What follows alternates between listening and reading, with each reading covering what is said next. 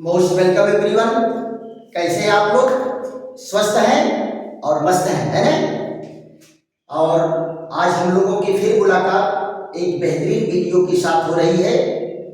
आज का टॉपिक आपको दिख रहा होगा, नाइट्रोजन और फास्फोरस की संयोजकता। इसके क्वेश्चन बेटा पूछे जाते हैं कि क्या कारण है कि नाइट्रोजन की संयोजकता केवल 3 है, जबकि फास्फोरस की संयोजकता 3 और 5 दोनों होती है ना?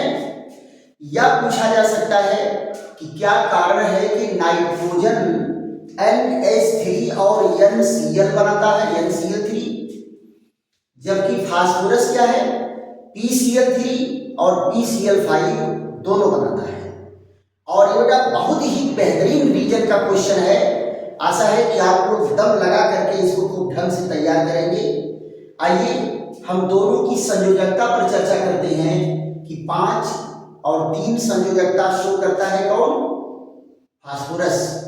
और केवल 3 संयोजकता शो करता है कौन? नाइट्रोजन।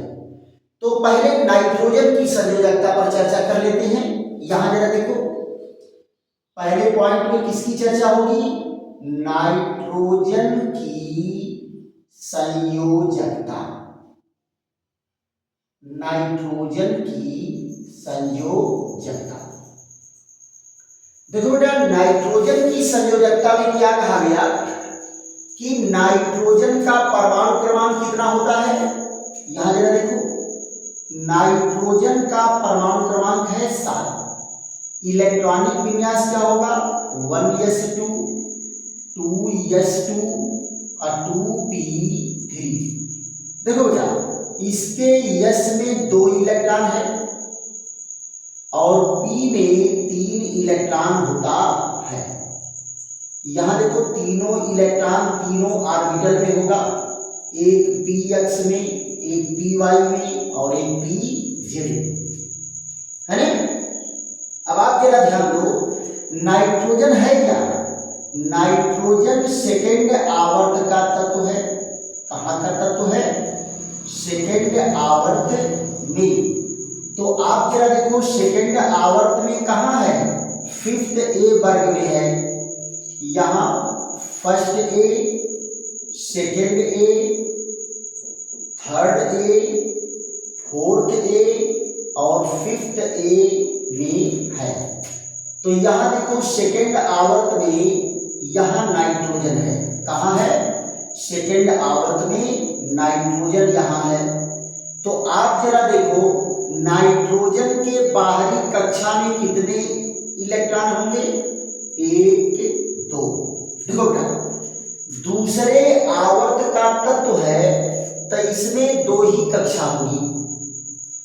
बाहरी कक्षा दूसरे नंबर की है। तो यहां देखो, n बराबर कितना है? 1 और 2।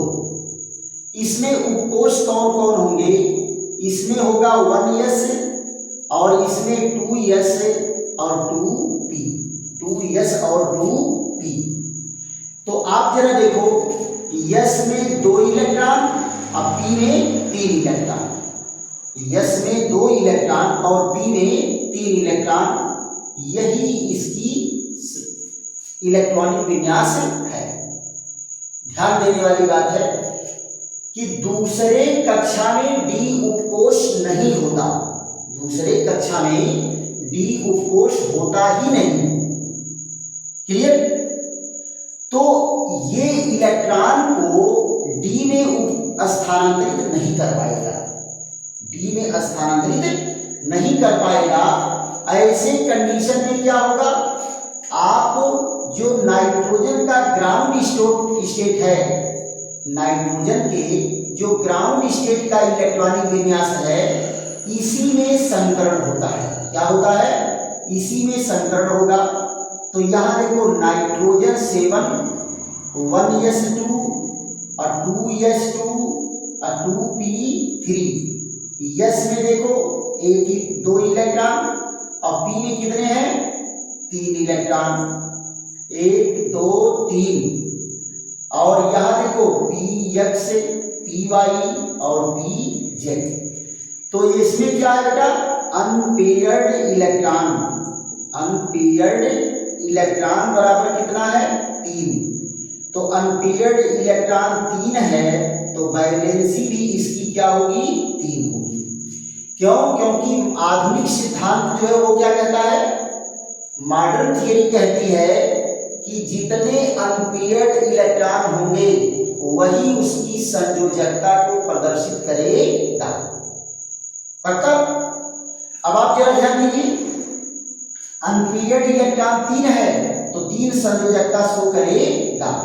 और ये कंपाउंड कौन बनाएगा बेटा, 3 संयोजकता का कंपाउंड इसका क्या होगा, या तो NH3 इस टाइप का बनाएगा और यहाँ पर NCl3 इस तरह का बनाएगा।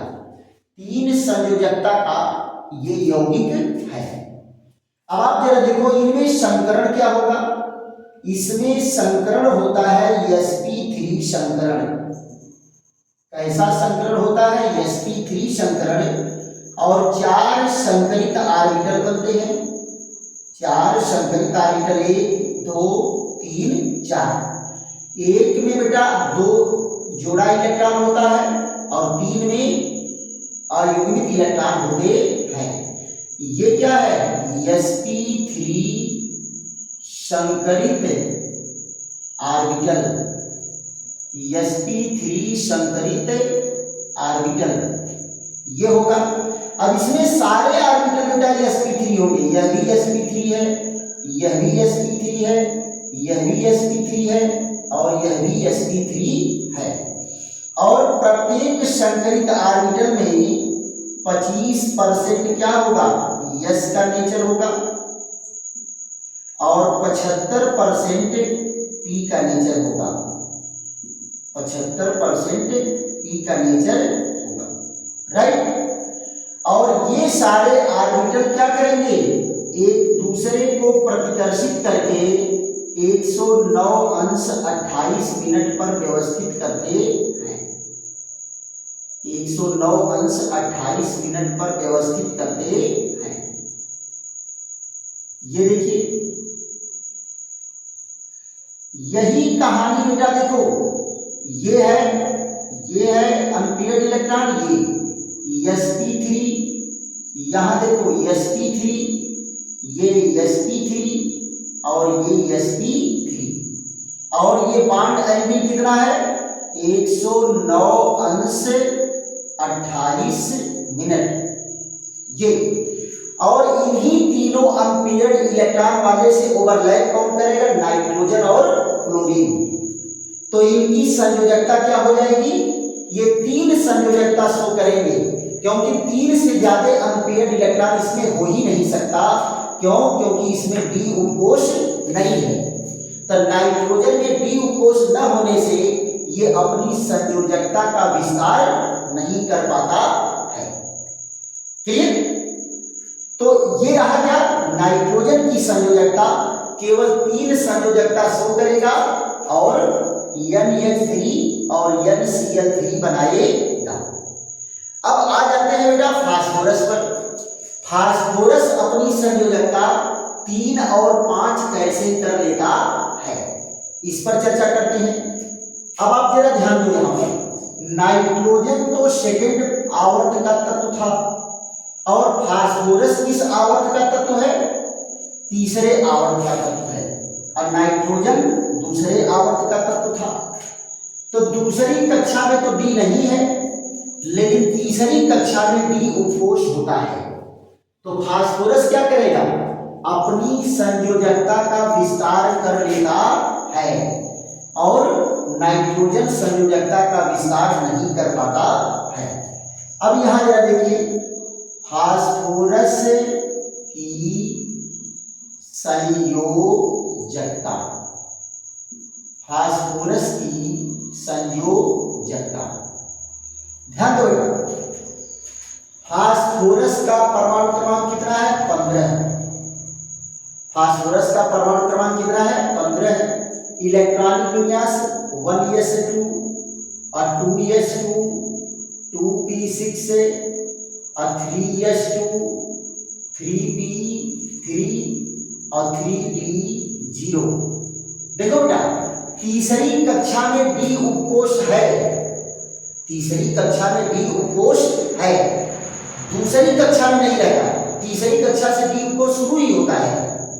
अब आप यहां जरा ध्यान दो, इसमें कितने हैं, 2 इलेक्ट्रॉन है, और पी में कितने हैं, 3 इलेक्ट्रॉन है, 1 2 3, और डी उपकोष पूरा का पूरा खाली है, 1 2 3 4, डी उपकोष पूरा का पूरा खाली है। तो ये किसका इलेक्ट्रॉनिक विन्यास है, ग्राउंड स्टेट का इलेक्ट्रॉनिक विन्यास है। अब ग्राउंड स्टेट का इलेक्ट्रॉनिक विन्यास में कितने अनपेयर्ड इलेक्ट्रॉन हैं, अनपेयर्ड इलेक्ट्रॉन है 3। तो क्या कहेंगे, अनपेयर्ड इलेक्ट्रॉन बराबर 3, तो इसकी वैलेंसी भी कितनी होगी, 3, वैलेंसी बराबर भी 3। यानी ग्राउंड स्टेट में तटस्थ अवस्था में फास्फोरस में केवल 3 अनपेयर्ड इलेक्ट्रॉन है। और ये कंपाउंड क्या बना रहा है बेटा, ये कंपाउंड बनाएगा PCl3 और PH3, ये 3 संयोजकता का कंपाउंड है ना। अब आप जरा देखो, ये तो ग्राउंड स्टेट की कहानी हो गई। उत्तेजित अवस्था में क्या होगा, उत्तेजित अवस्था में यानी एक्साइटेड स्टेट में, एक्साइटेड स्टेट में क्या करेगा, 3s का एक इलेक्ट्रॉन 3d में चला जाएगा। तो उत्तेजित अवस्था का इलेक्ट्रॉनिक विन्यास कैसे हो गया, ये 15 है। यहां देखो 1s2 2s2 2p6 3s1 3p3 3d1। यहां देखिए s में क्या है, एक इलेक्ट्रॉन आ गया। अब p में कितने इलेक्ट्रॉन हैं, एक इलेक्ट्रॉन ही है। और यहां जरा देखो डी उपकोष की क्या कहानी है, 1 2 3 4, एक इलेक्ट्रॉन डी में है। अब अनपेयर्ड इलेक्ट्रॉन कितने हो गए, अनपेयर्ड इलेक्ट्रॉन हो गया, यहां देखो अनपेयर्ड इलेक्ट्रॉन बराबर है 5। तो इसकी वैलेंसी यानी संयोजकता कितनी होगी, संयोजकता भी इसकी 5 होती है।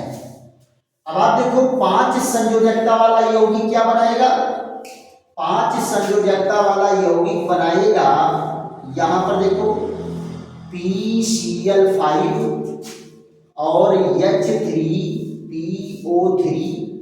और H3PO4,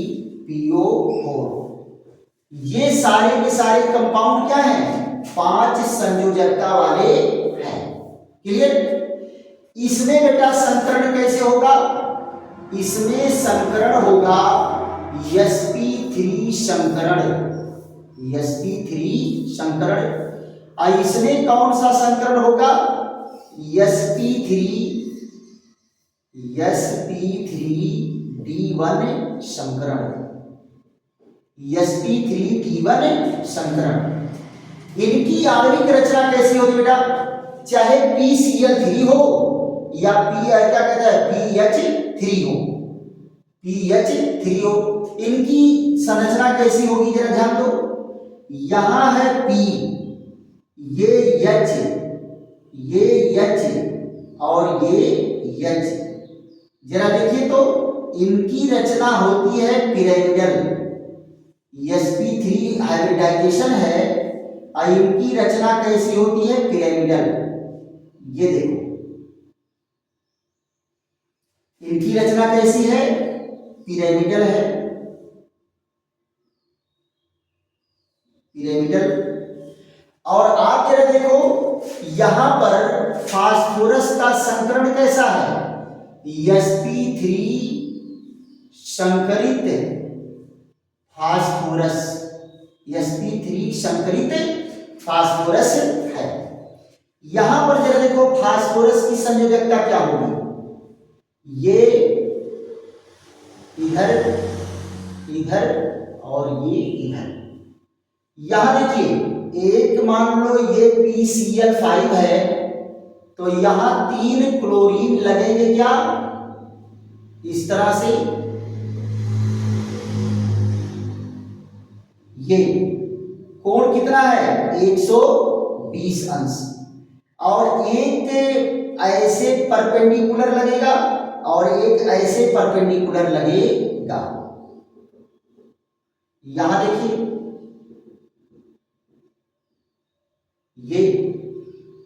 ये परपेंडिकुलर इस तरह से एडजस्ट है। ये क्या बन गई, ट्राइगोनल प्लेनर स्ट्रक्चर बना, और ये जो है यहां से एक पिरामिड नीचे और एक पिरामिड ऊपर। तो इसका स्ट्रक्चर कैसा होता है, ट्राइगोनल बाइपिरामिडल। ऐसे देखो बेटा, ट्राइगोनल बाइपिरामिडल स्ट्रक्चर होगा, बीच में ट्राइगोनल प्लेन है, एक पिरामिड ऊपर और एक पिरामिड नीचे, ट्राइगोनल बाइपिरामिडल स्ट्रक्चर होता है। तो इसमें देखो कार्बन परमाणु कैसा है, इसमें कार्बन परमाणु sp3d1 संकरित फास्फोरस, संकरित फास्फोरस। ये इसमें sp3d1 संकरित है और इसमें sp3 संकरित है। तो बेटा अगर मान लो नाइट्रोजन और फास्फोरस की संयोजकता के बारे में पूछ रहा है तो आपको बहुत ज्यादा भौकाल थियरी नहीं लिखना है, केवल कारण क्या है, आपका एक लाइन का जवाब है कि नाइट्रोजन क्यों 3 संयोजकता शो करता है और फास्फोरस क्यों 3 और 5 दोनों संयोजकता प्रदर्शित करता है। तो इसका एक लाइन का जवाब है, एक लाइन का जवाब क्या है, डी उपकोष की उपस्थिति, डी उपकोष की उपस्थिति के कारण। बस बेटा एक लाइन का जवाब है, डी उपकोष की उपस्थिति के कारण फास्फोरस 5 संयोजकता शो कर देता है, जबकि नाइट्रोजन में डी उपकोष नहीं होता, इसलिए वो 5 संयोजकता शो नहीं करता है। आशा है कि आप लोगों को ये बैलेंसी वाला पॉइंट जो है क्लियर हो गया होगा, और अगर नहीं क्लियर हुआ होगा तो आप कमेंट करके बताइएगा और बेहतरीन ढंग से इसको प्रेजेंट किया जाएगा।